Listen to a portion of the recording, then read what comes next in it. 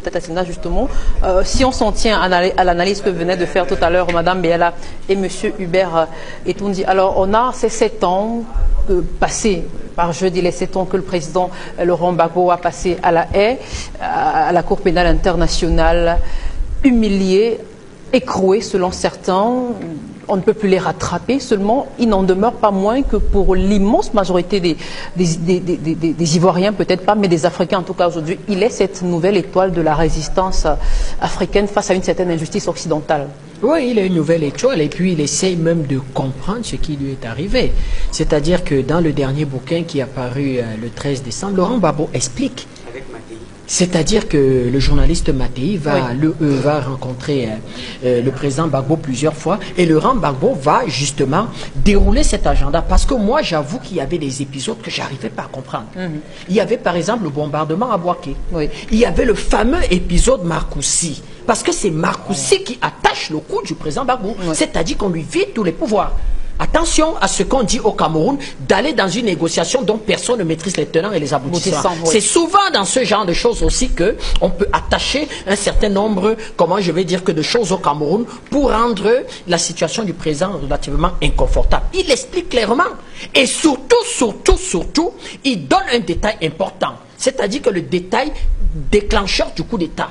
Laurent Gbagbo, la nuit du 18 au 19 septembre, est à Rome. Qui y rencontre dans son hôtel le corbeau noir, M. Bourgi. M. Bourgi, il raconte M. Bourgi dans son hôtel. Et il ne comprend pas. Et à 4 heures du matin, il est informé effectivement que Abidjan est attaqué. Dans les couloirs, qui y rencontre à nouveau M. Bourgi. Il demande, M. Bourgi lui dit, mais Laurent, qu'est-ce que oui, j'apprends comme vous, mais vous ne pouvez pas rentrer sur Abidjan. Il va falloir que vous alliez sur Paris rencontrer votre grand frère Jacques Chirac. Est-ce que M. Bourgi n'avait pas été là, déjà, en quelque sorte, pour clairement dire à M. Gbagbo que, eh bien, la France, c'est-à-dire que sa présence à la tête de l'État ivoirien n'avait jamais arrangé la France.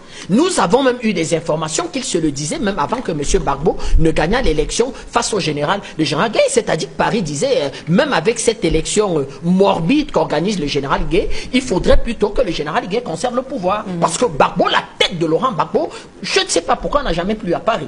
Marcoussi, il explique d'abord, pour les raisons de sécurité, qu'il prendra un avion de ligne. Parce qu'il va dire qu'il va avoir des informations qui vont lui dire que l'avion présidentiel, c'est risqué. Il arrive à Marcoussi, un jeudi, il doit rencontrer le président Chirac le lendemain, sauf qu'à Marcoussi, il y a 4 grands acteurs.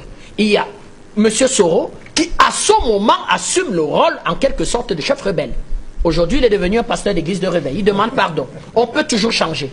Il y a M. Ouattara, il y a M. Henri Konan Bédié et il y a M. Gbagbo. Or, quand vous regardez les 3 premiers acteurs, M. Soro, M. Henri Konan Bédié et M. Ouattara, vous connaissez un d'eux qui s'est déjà opposé aux positions françaises? C'est tous des chats dociles de Paris. Et la veille, il explique que dans la chambre de l'hôtel Meurice, on lui glisse les accords de Marcoussi. Et les dépêches françaises, c'est-à-dire que Le Monde, Libération, sortent le lendemain en donnant même le nom du Premier ministre qu'il doit nommer, c'est-à-dire Madame Henriette Diabaté. Madame Henriette Diabaté a toujours été la gardienne de temple de M. Ouattara. Donc vous voyez l'agenda, comment c'est programmé.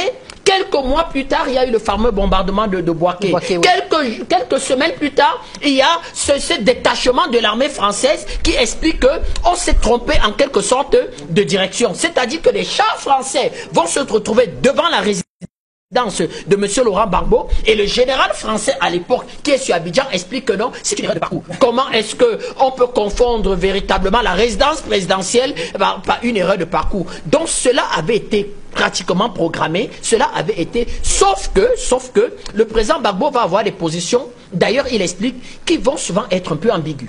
Mais aujourd'hui, il faut voir ça avec les yeux de 2002. Le président Gbagbo explique qu'en 2002, c'est quand même des partenaires puissants. La France est quand même un partenaire puissant de la Côte d'Ivoire.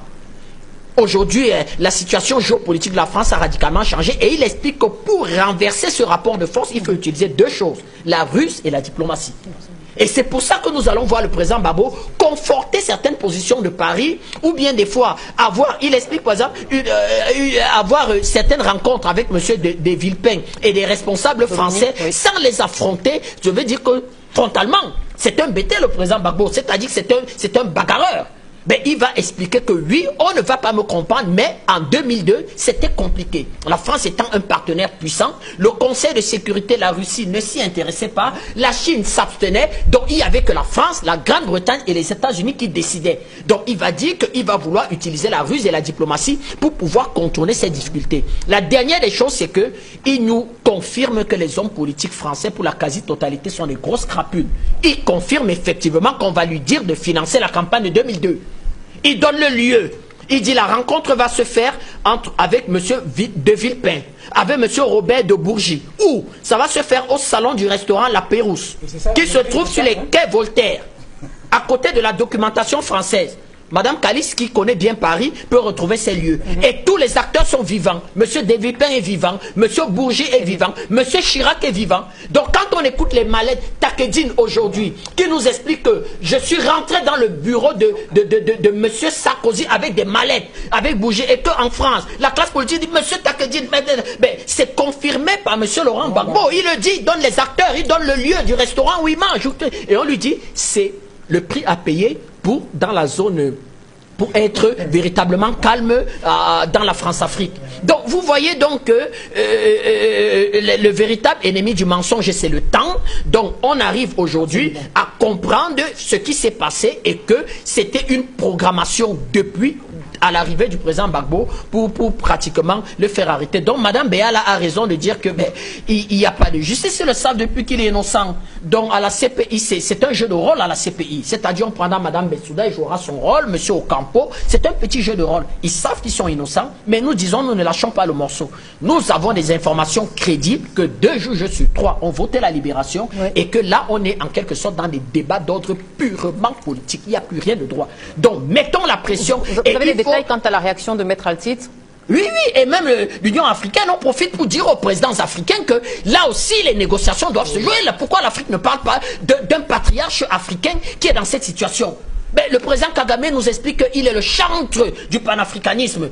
Le président Kagame, le président de la commission, les patriarches de la CEMAC, des présidents africains, c'est l'occasion véritablement de pouvoir entrer en scène et même faire ce que je vais appeler une alliance circonstancielle avec les États-Unis, ou une coalition circonstancielle avec les États-Unis qui veulent détruire la CPI. Et puis, oui, utilisons la ruse et la diplomatie du président Gbagbo pour voir comment véritablement on peut mettre cette CPI hors d'état de nuire. Il faut que l'Union africaine, nous attendons, la Russie, la Chine, nos nouveaux amis, appelons ça comme ça, nos nouveaux amis, avec qui on traite beaucoup, que ce soit sur le plan géopolitique, que ce soit aujourd'hui sur le plan stratégie défense, que ce soit sur les marchés publics, que ce soit véritablement dans notre dépense publique, c'est là où nous allons être extrêmement vigilants sur le rôle des uns et des autres, sur le comportement des uns et des autres, sur les attitudes des uns et des autres. Et là, les Africains, on prend tout le monde à témoin de dire que ce patriarche doit pouvoir rentrer chez lui en paix. Il n'a rien fait, c'est un innocent. Ceux qui ont assumé la rébellion sont au pouvoir en Côte d'Ivoire, on les connaît. D'accord, merci beaucoup à vous, M. Tatinda.